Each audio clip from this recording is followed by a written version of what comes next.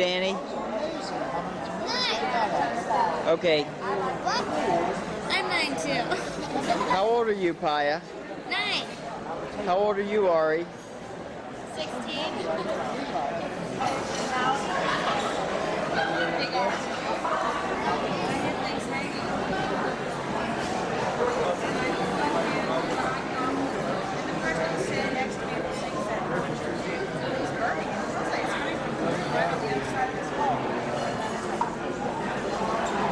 Fight the whole Earlham. Birdie and Daddy. All I did was run the whole image house so picture made up.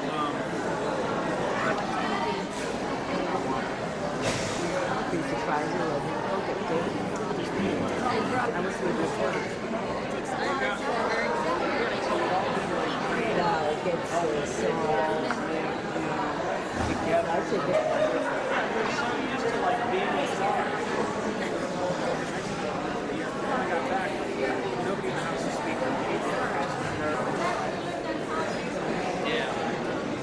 Laura learned something this year. She's living out in a house.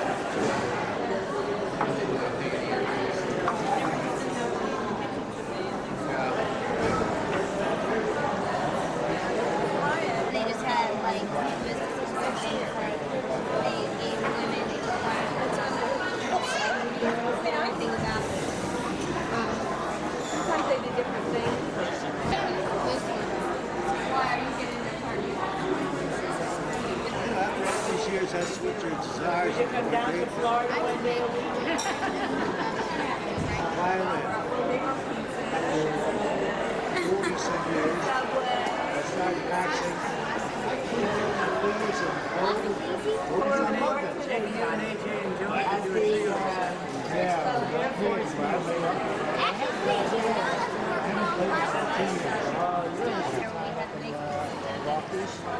She's gonna have.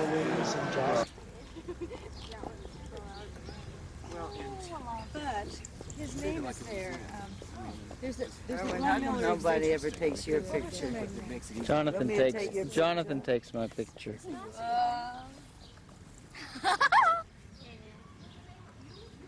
Mom was wearing a mini skirt. Yeah. You're probably high.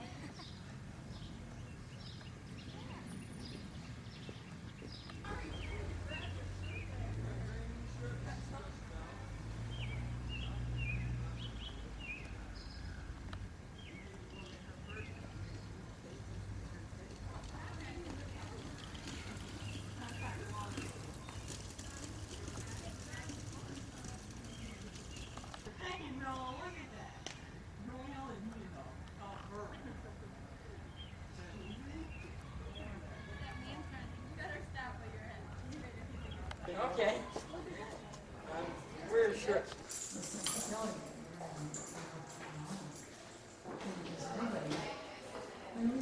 Now hold my stomach in.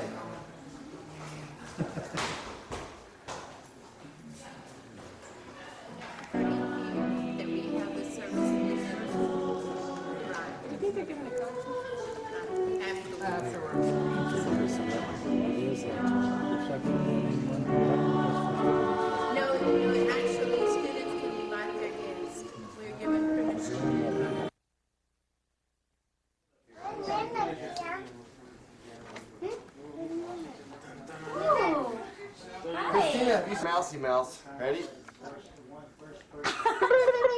Yeah, you're not gonna like that. You're not gonna like that.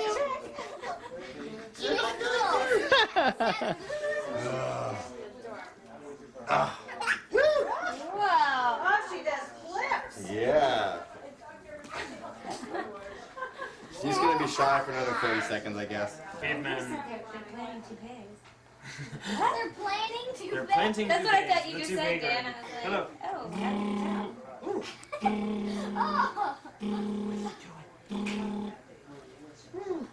They pull beards down. Yeah, they do. That's something we learned. You like those Mardi Gras beads? Is that the one where they broke her leg? What? You want some chicken? Hole into the tunnel wall without the concrete lining and pumped grout in there, all you would see was the grout coming out all these other bugs all over the place. with a concrete lining there, you provide sort of a bulkhead behind which you can grout. All except for 1 year classes for 15 students. And we analyze X number of dollars and that kind of stuff. So we analyze those. What else? And it varies. I mean, they're absolutely totally wrong. So it's been really interesting. I know that as the summer rolls along, I'll probably be phasing back into some more typical work that we do, ranging from hazardous waste stuff to basically non-tunnel stuff is what it amounts to. As you can ranging from remedial investigations to feasibility studies for cleanup to remedial design. Whereas I think realistically, it wasn't really mixed with the segregated ones inside, like Me personally, Hello. 95% of the job. Hello. I think there are a lot of people that come through with like environmental engineering backgrounds. They're better trained in some of the stuff, like the health and safety aspects of it. I think that's new to most people. And everybody has to go through a minimum of a 40-hour course to work on an EPA hazardous waste site. There are a bunch of places. Usually, I would say consultants who are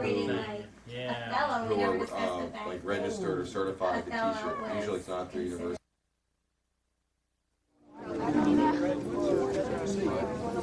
We're standing up because they're starting to Yeah, the seniors.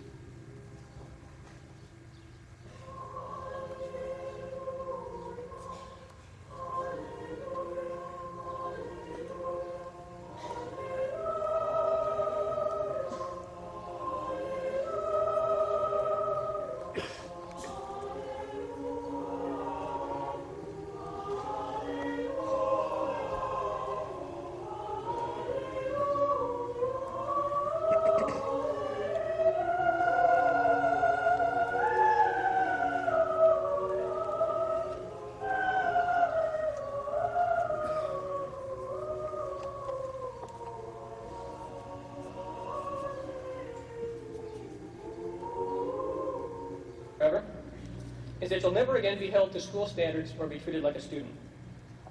I don't know this from personal experience, of course, but I can read it. In this case, I found the proof on dialogue. In a full-text database of major newspapers, I found this story. 11 city employees were caught cheating on the promotion exam for senior posts in their particular branch of city government. No disciplinary action was taken against them, according to a city official, because they had never been instructed not to cheat. Where was this? It was the Los Angeles Police Department under Daryl Gates. The 11 were police officers, and the date was 14 months before Rodney King was beaten. That's just the beginning. To introduce the other advantages of leaving school, I want to start with a story from Plato's Meno. Just as Socrates and Meno were about to undertake an inquiry into the nature of virtue, Meno asked Socrates why they should bother. Either we know the truth already, Meno reasoned, or we don't. If we do, then inquiry is superfluous. And if we don't, then we don't know what we're looking for, and we wouldn't recognize it even if we stumbled across it. Either way, it followed from Meno, inquiry is pointless. Socrates called this a trick argument, but he picked one of Meno's options anyway, as if it were not a trick argument. Socrates picked the side holding that we do know all truth already. Now, the main problem with this position is that it's obviously false. Clearly, we are ignorant at least some of the time. For example, if I were never ignorant, I'd be omniscient, and if I'm omniscient, I don't know it.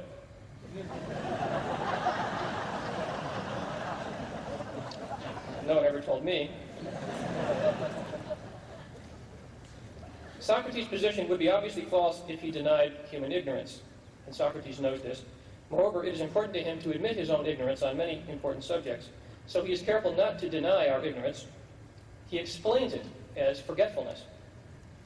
We do know everything, but we have forgotten it. Inquiry is not pointless if it is reconceived as recollection. If Socrates can carry out the reinterpretation of ignorance as forgetfulness, then his position is no longer obviously false.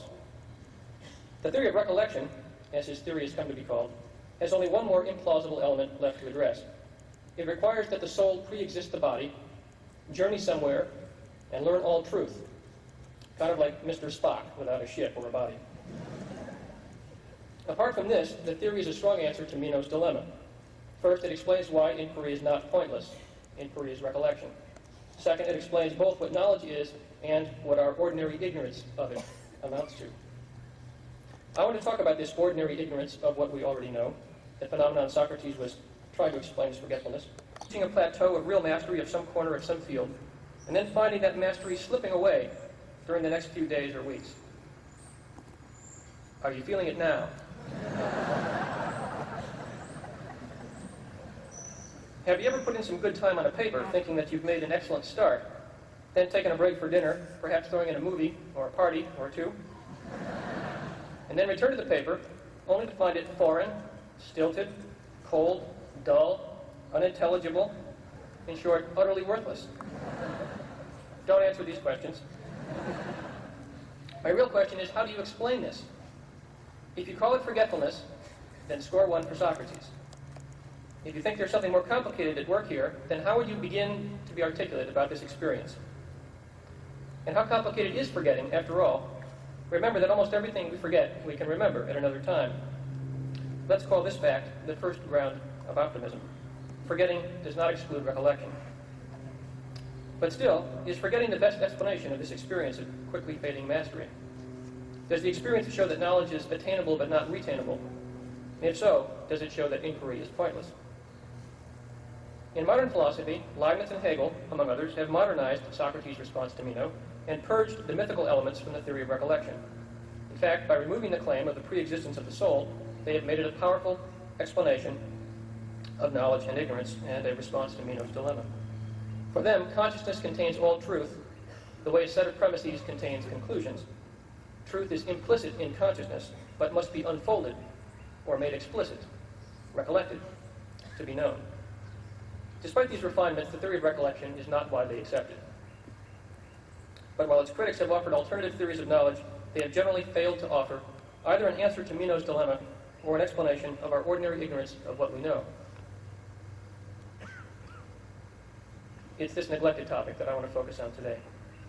By our ordinary ignorance of what we know, I mean the evaporation that commonly occurs after finishing an exam or a paper. I also mean the inefficacy of our knowledge. Too often, we don't use what we know to interpret our experience. Consequently, we are too often no better off than we were without that knowledge. Biologists, tax lawyers, and jazz saxophone players probably live lives much like those who lack these distinctive kinds of expertise. Philosophers are worse. Not only do they live lives much like those who have never studied philosophy, many, following Wittgenstein, try to live such lives and think the only successful philosophy is the one that, quote, leaves everything as it was. As if once contracted philosophy were more like a disease to be cured than a discipline to be made useful. The thoughts we think when we do our laundry, or talk to friends, lovers, and strangers, are undoubtedly different, but the variation has more to do with our culture, gender, age, and 100 other variables than our academic specialization. What was the point of our special training then? It seems that when we leave our desks, we forget the insights and ideas that we were then convinced were true and important. And if they operate in our lives afterwards, it is feebly, or indirectly, or intermittently, or indiscernibly, as if through the moil of dim recollection. The Greek word for truth is aletheia, which means non-forgetting. The root is lethe, which means forgetting or oblivion. The river Lethe was one of the 5 rivers of Hades. Souls on the way to Elysium passed through it, washing away their memories and therefore their sorrows as a condition of their new life. In spelling out his theory of recollection, Socrates used the myth of the river Lethe to explain the origin of our forgetfulness. He reversed the old myth, however, so that instead of having the soul cross the river after the body dies, he has it cross at the other end of life in order to be installed in a new body, omniscient, but ignorant of its omniscience. My question is whether ordinary ignorance is our fate, even if we have taken pains to learn something true and important. Is leaving our desk, or coming out of a deep thought, or graduating from college like passing through the river Lethe? Let me start with my field, philosophy. Let me call 4 witnesses from 3 centuries to testify, on the one hand, that philosophy teaches truth, but on the other hand, that we forget these truths when we leave our desks. If this has happened to you, then you're in good company. René Descartes knew that his senses sometimes deceived him and that he had been taught some falsehoods by his teachers. I think we can all say this. Descartes inferred from this that his senses and his teachers were fallible, hence he did not know when he could trust them. The safest course, he concluded, was to doubt all of his beliefs whatsoever and rebuild a system of knowledge afterwards from scratch with nothing but well-proven ideas. He faced many obstacles in carrying out his program of universal doubt. One obstacle not often noticed by scholars is that he kept forgetting his doubts away from his desk. In the first meditation, he says, quote, "It is not enough to have made these observations about the doubtfulness of his old beliefs. It is also necessary that I should take care to bear them in mind. For these customary and long-standing beliefs that he is resolved to doubt will frequently recur in my thoughts, my long and familiar acquaintance with them, giving them the right to occupy my mind against my will." A bit later in the same work, he confesses that the program of universal doubt is endangered because, quote, "a certain laziness leads me insensibly into the normal paths of ordinary life." For Descartes, the victory of ordinary life was a defeat for philosophy. He refers with touching misery to the normal paths of ordinary life, as if they ran through the valley of darkness. Reflection taught him that his doubts were justified, but the pressure of ordinary life caused him to forget his doubts, as if he had to pass through the river Lethe on the way out of his study. In the next generation, one of Descartes' younger contemporaries made the same point more plainly. Quoting, "The metaphysical proofs for the existence of God are so remote from human reasoning and so involved that they make little impact, and if they did help some people, it would only be for the moment during which they watched the demonstration, because an hour later they would be afraid they had made a mistake." Have you heard this before? Have you forgotten it already? This is from Pascal's Pensées, which you read in Humanities 1 4 years ago.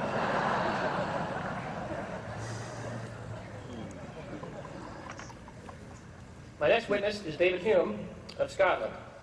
He testified to the same phenomenon 1 century later.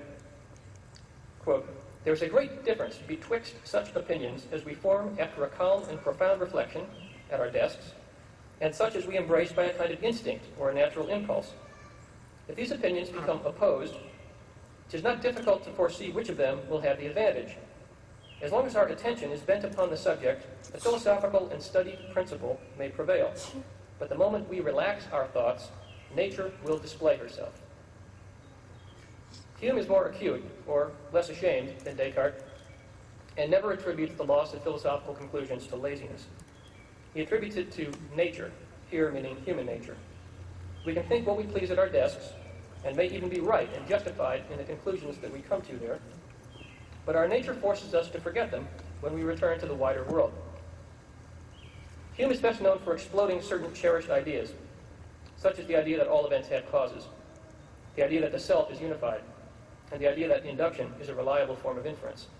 Nevertheless, he says that philosophers, quote, "immediately upon leaving their closets, mingle with the rest of mankind in those exploded opinions that they had such good reasons to doubt at their desks. Hume's argument against induction is famous. Induction is the method of reasoning by which we know that the sun will come up tomorrow. The sun has always come up in the past. There's a definite pattern there which supports the conclusion that the sun will come up again tomorrow. Why do we trust the method of reasoning that observes patterns of this kind and extrapolates to the future? The only reason is experience. We have found it to be reliable. In other words, induction has always worked in the past. There's a definite pattern there which supports the conclusion that it will work again in the future. In short, our belief in induction is grounded in induction, and this is viciously circular. This is one of the great, simple, destructive arguments in the history of philosophy. Even if there's a flaw in it, philosophers and logicians are very far from consensus on what it is. But when Hume left his desk, he trusted induction as much as the next person. I do too. I find Hume's argument careful and powerful, but extremely forgettable away from my desk. I think that all humans are mortal, for example. We only know that all humans are mortal because in the past, humans have died. Actually, only the dead ones have died, and we must use induction to conclude that living ones will die too. But I do use induction for this, even though it lacks foundation. I think the sun will come up tomorrow. I think fire will burn tomorrow. And I think I will forget the limits of induction tomorrow. Early in the next century after Hume, our last witness, Johann Gottlieb Fichte, argued that the mind does not take its ideas passively from its environment. Instead, the mind actively shapes its contents, in effect, creating the world of which it is aware. In philosophy, this view and variations on this theme are called idealism. Idealists deny that the things that we see and touch exist independently of our process of knowing. Fichte offers many arguments for idealism, and many arguments against its alternatives, which are usually called realism. Therefore, he claims to know that idealism is true and realism is false. But he candidly admits that when acting, he forgets his idealism and becomes a realist. You'll understand what he means if you work yourself into an idealist frame of mind and then go do your laundry. Fichte tries to explain this kind of forgetfulness, and when he does, he is closer to Hume than to Descartes. He says that, quote, we are constrained to realism by our own nature, unquote. Our nature is the problem. Fortunately, idealism can explain our nature. We must be realists in action, idealists in philosophy. Idealism is true, but forgotten in action, and this forgetting can be explained, but only by the self that philosophizes, not by the self that acts. These witnesses from the 17th, 18th, and 19th centuries testify that the results of diligent, serious inquiries stay at our desk, like a non-circulating reference book. In the bustle and weariness of life, they are forgotten. This is the forgetting, the ordinary ignorance of what we know, that Socrates was so well equipped to explain with the theory of recollection. None of these philosophers says that all conclusions of inquiry stay at the desk. If that were true, more people would have noticed this phenomenon and studied it. Or perhaps fewer people would have bothered to study anything. The fact that some important conclusions survive in the normal paths of ordinary life, to use Descartes' phrase, is very important. Let's call this the second ground of optimism. But just as important, some positions clearly do not survive the transition from the study to the laundromat. These tend to be the large and complex positions, the subtle and counterintuitive positions, the kinds of positions that most of us would call most true, at least when we are at our desks. Now, don't say the same thing does not happen in your field. We don't have to conclude that inquiry is pointless, but we do have to take seriously Meno's contention that it is. The good news is that if it's pointless, you're leaving college forever, and you don't have to do it again. The bad news would be that you may be entering a life of forgetfulness, a world in which you are ignorant of what you know. If inquiry is pointless because when we leave our desk, we forget what we've learned, then do we blame ourselves for forgetting, or do we blame our ideas for being forgettable?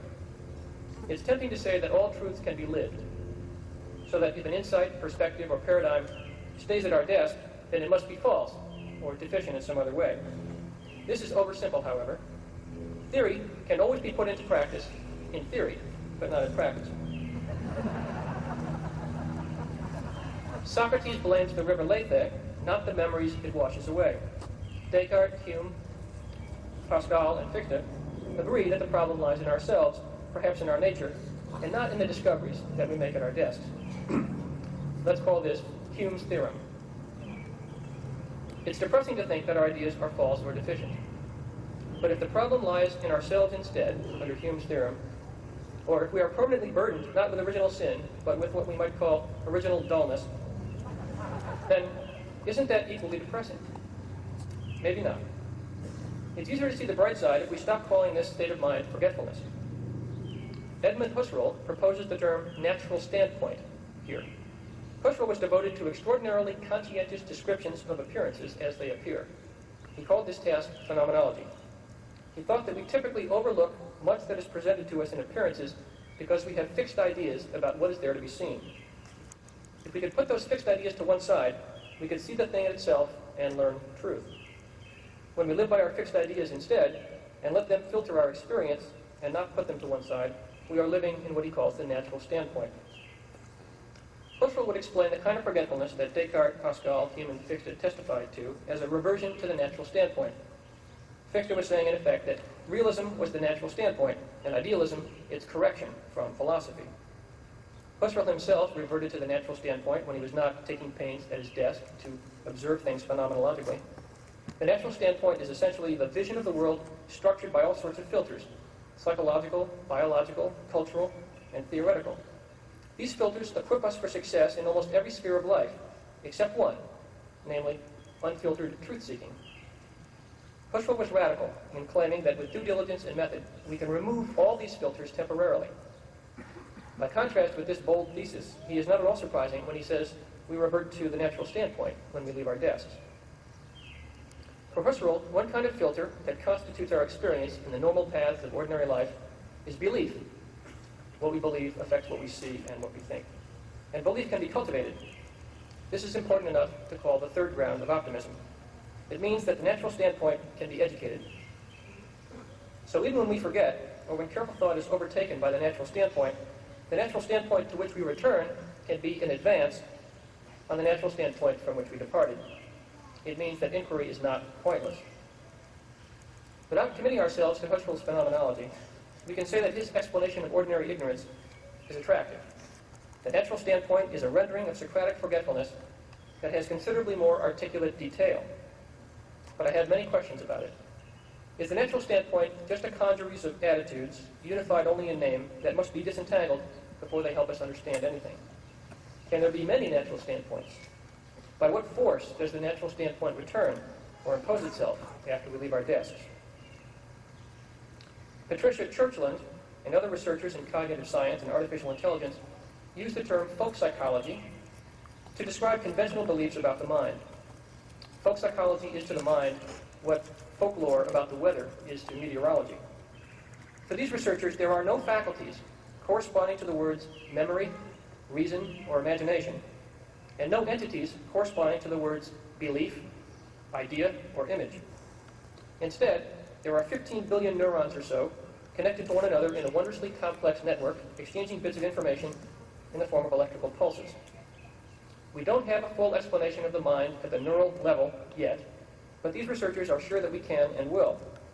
When we do, we will finally have a natural science of the mind. Folk psychology is very weak by this standard. The chief strength of folk psychology is that its explanations are readily grasped, just as the story of Olympian intrigue is more readily grasped as an account of a storm at sea than the full meteorological description. We can even provide a quasi-Darwinian explanation for the ubiquity and utility of folk psychology. The neural explanation of mind is truer, but harder to learn than folk psychology. Older views that the mind is a spirit that performs its functions by virtue of powers supernaturally planted in it were either false or unprovable, at least unscientific, but easier to learn. The first is too complex, the second too simple. If we had to acquire the true but complex theory in order to deal with ourselves, then we would never deal with ourselves. If we had to deal with ourselves under the simple picture of vital spirits or souls without even the vocabulary of memory, reason, imagination, belief, idea, and image, then we wouldn't survive long. Folk psychology is the mean between these two extremes that exceeds them both in survival value. It is the account of ourselves that abridges enough complexity to fit into the head and respects enough complexity to count as an explanation and give rough predictions that satisfy the needs of daily life. It is not the most effortless position or the most explanatory position, but it is the most effortless explanatory position. Similarly, the use of induction, clearly, has greater survival value than its avoidance. Without induction, we couldn't conclude, even after many experiences, that fruit is better to eat than sand, or that fire burns, or that this snake with a pretty pattern on its back is probably poisonous, like the last one. Induction may be part of the fabric of our ordinary ignorance, a rule of folk logic, a useful fiction, but it makes life possible. There are many folk sciences, including folk physics. To folk physics, things like this podium are made of substance. Substance is something hard that fills space. This explains why you don't fall through a podium when you lean on it. However, the podium to real physics, as Arthur Eddington put it, is mostly empty space, in which, quote, sparsely scattered are numerous electrical charges rushing about with great speed, but their combined bulk amounts to less than 1/billionth of the bulk of the podium itself. My hand is also mostly empty space, sprinkled with moving charges, and the fact that I don't fall through the podium when I lean on it is explained by probability theory, not by the folk concept of substance. Like our other witnesses, Eddington agrees that even the few people who learn the truth about the podium forget it when they leave their desks. Quoting Eddington, "Modern physics has by delicate test and remorseless logic assured me that the second scientific podium is the only one which is really there, wherever there may be. On the other hand, I need not tell you that modern physics will never succeed in exorcising that first podium, which lies visible to my eyes and tangible to my grasp." If Eddington is right, then at your desk you might bring yourself to appreciate the truth about your desk, and start with fear that your hand might suddenly someday sink halfway into your desk before the odds shifted again. In this sense, there is surely a folk economics and a folk plumbing. But I have many questions about this too. Why is there no folk petroleum engineering? If practice gives us skill at holding more complex and accurate theories in our minds in the normal paths of ordinary life, then can these complex and accurate theories displace the folk theories when we leave our desks? Can we learn not to forget what we learn? Forgetfulness, original dullness, the natural standpoint, and folk science all seem to trace their origin to our nature, which is just what Hume said. He didn't simply impute the eclipse of reflection. And it was like, look at it, it's so weird.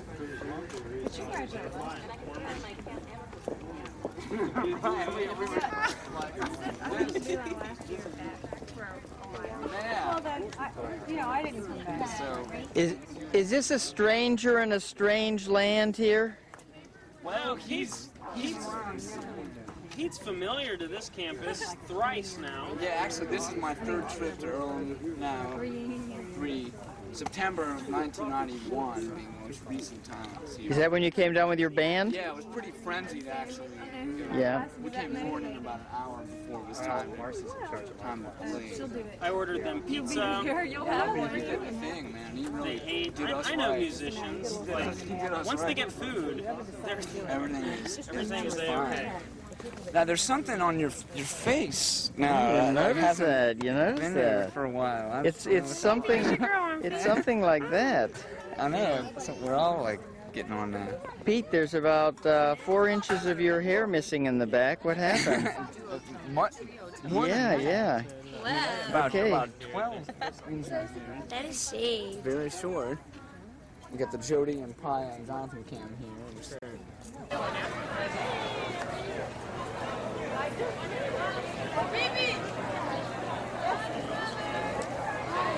This is called getting ready for commencement.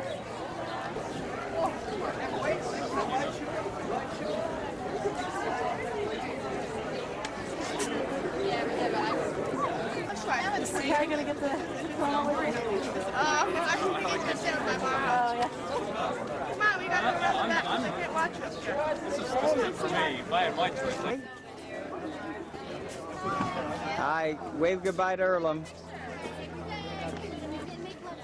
Jona, that is an absolutely adorable lei you've got on you. Where'd that come from? I mean, why are you wearing it? Last night I was at a party Yeah? and I won. You won. I won. Number 46. They called my fish. And this is your present? Yeah, this was the door prize. Very appropriate for your last day at Earlham. Trey. See you later. All right, see ya. Oh. And what is that about? There was an unofficial committee of the Indiana Yearly Meeting that talked about wanting to expel all gays and lesbians from the college. And Yeah. so this is a sign saying that I'm a straight supporter of gays and lesbians, gay and lesbian rights, and it's saying that I'd be expelled if that committee had had their way. You would have been in solidarity with the gays and lesbians and been expelled. 100%. All right.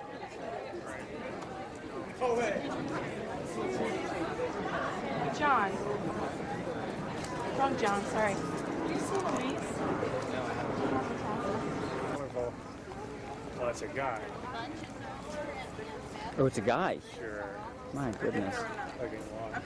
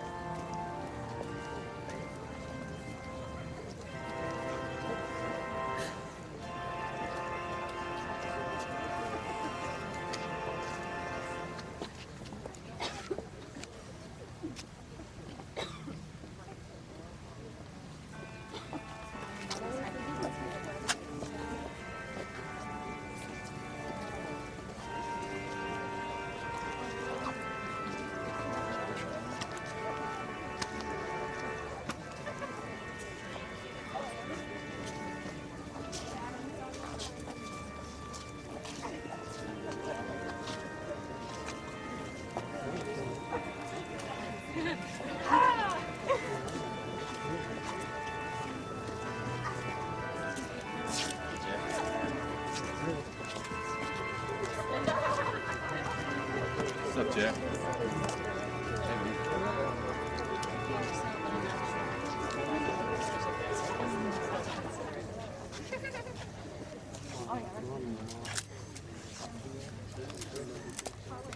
Cindy.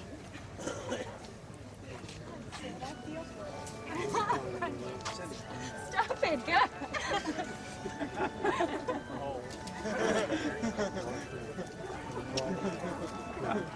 Nice, all that money to get a tiny car. I like it,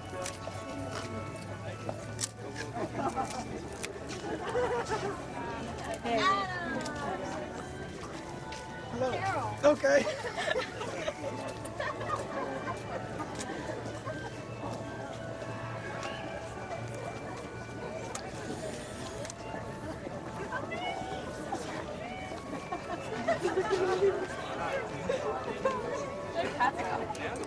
It's a hassle not to wear a tassel.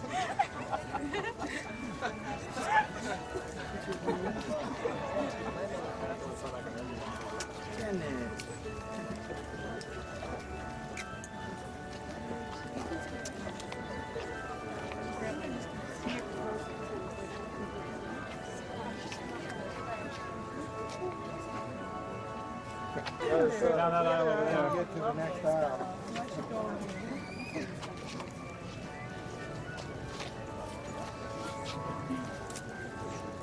Bonjour, mon père. First two words you've learned. Very good.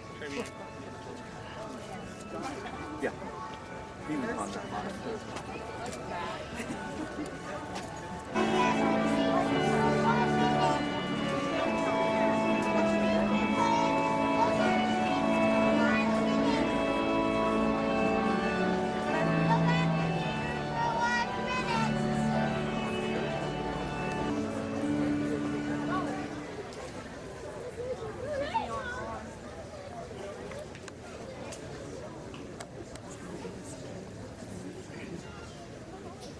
Let's pray. Loving and gracious God, you who out of nothing created everything that is. Out of what we are, bring more of what we dream but haven't dared. Be with us, and in our hopes of new beginnings. Guide us as we each begin a new chapter in life's journey. Direct our power and passion to creating life where there is death, to putting flesh of action on bare-boned intentions, to lighting fires against the dark night of indifference, and to throwing bridges of care across canyons of loneliness. Commencement is a time to honor and celebrate the achievement of you, the graduating classes. You have met the high standards of an outstanding faculty. On their behalf, I extend to you our congratulations. In so doing, you have been active shapers of your own education. One symbol of these transitions of both continuity and change at Earlham is the presence today of the class that graduated in 1942, 50 years ago. You, the graduates of 1992, will celebrate your 50th anniversary in 2042. I bet you hadn't thought about that yet. For you, that must seem in the distant future. For me, having spent time with both you and the class of 1992 and the last class of 1942, and I think we should give the parents and others here a round of applause by way of gratitude.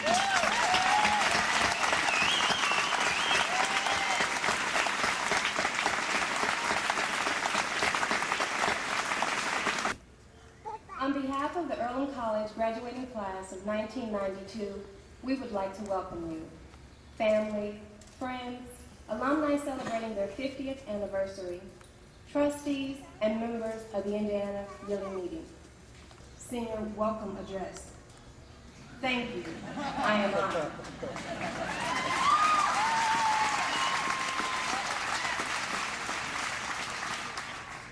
Yet I must also express my disappointment that I, nor any member of my class, has the opportunity to deliver a spun in the academic, social, and political spheres. Upon reflection, it seems that most of us entered those webs willingly. We were intrigued by their elaborate construction. We found comfort and security in the ideal of an intentional community which Earlham symbolizes. The strength of that web, though, lay in the connection between its iron-like threads. Our preliminary examinations did not uncover its underlying knots. Only after the intrigue had diminished and our curiosity faded did we become aware of ourselves completely entangled in the web. The contradictions were finally apparent. In these moments of reflection, we find ourselves grateful to those who gave us a foundation to interpret the transformation of that web. We would like to thank those members of the Earlham community who have steadfastly encouraged us to construct the tools necessary to both decipher and deconstruct those webs that may have entrapped us and threaten to entrap us in the future. It was Lorraine Hansberry who explained, "It is the passive acceptance of our present condition which is the only form of extremism which discredits us." We hope that you will join us today in celebration of our successful passage, a celebration which signals our primary attempts to define what is meaningful and construct our own webs of meaning. We welcome you today to Earlham College's 145th commencement, not so much to celebrate what we have already accomplished, but rather for what we have yet to achieve. Welcome.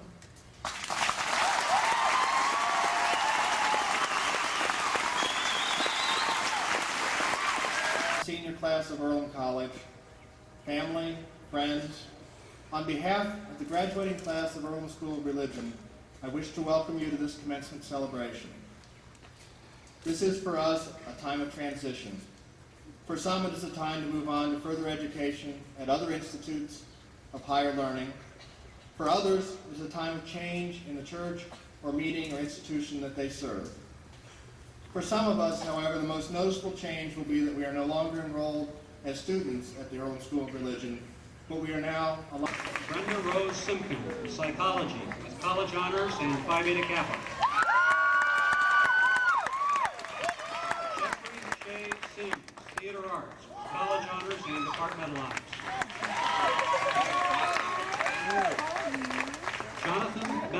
Singer, Human Development and Social Relations with Departmental Honors.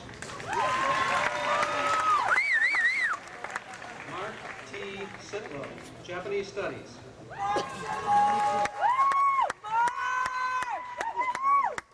Jennifer Lynn Shoquist, Human Development and Social Relations. Stockings in her hat. To me, that was interesting. Who was that? Her name is Elise.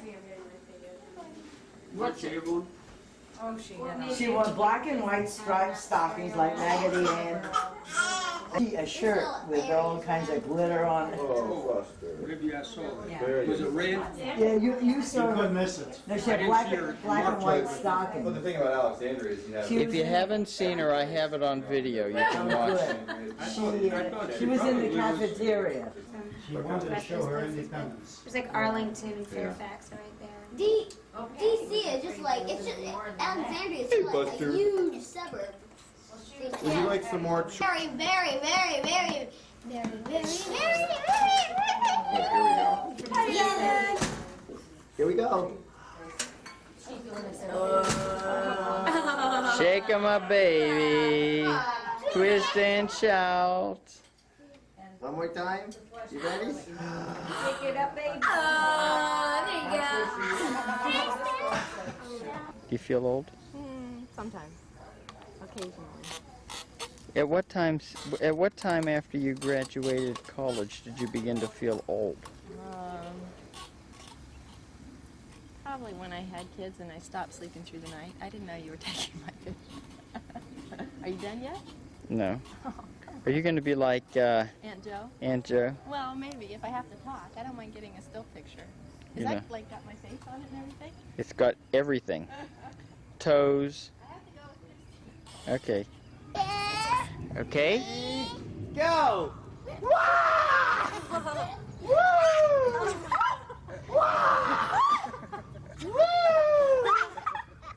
One more time. What is mine? Can't do that to me! Don't you want to get Evan too? All right. Boy, that was exciting. Yeah, do Evan. Let's get Evan. Where are you? I can't. Oh, there you are. Let's get Evan. Actually, Evan will probably just go on the roof now. That's right. Just throw him right over. Yeah. Just Okay. I got Evan doing the jiggle. Second, we're going to take a picture of Evan. 1, 2, 3. Woo! Woo! Oh, woo! Oh, wee! Oh, woo! Oh, wee! Okay, that's enough that I'm getting scared. Now do the under. Do the under. What's the under, Dan? Look at that. Hey, Evan. Don't know Evan, do you like that? Do the under. Where you go? Zoom. Zoom. Zoom. And Oh, that's Christina that I do that with. what is it? Yeah. I think it's Evan. You go. Here, have a kiss. Wow. Oh, she's gonna run over me. Here, Tina, let's do one more thing, okay? Lots of cam. Sit on the shoulders. Oh, you want to ride on the back? Yeah, really.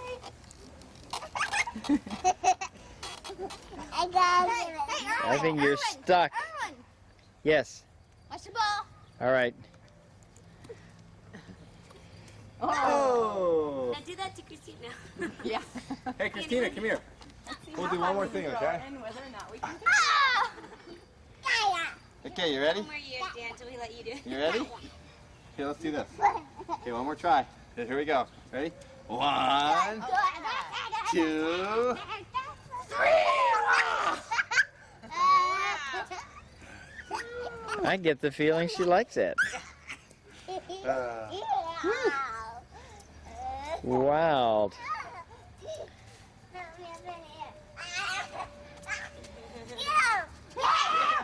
Oh!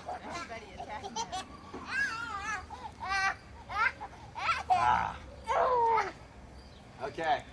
Let's see, where can we throw Dan? How about into the moon? Okay. Where you going, buddy?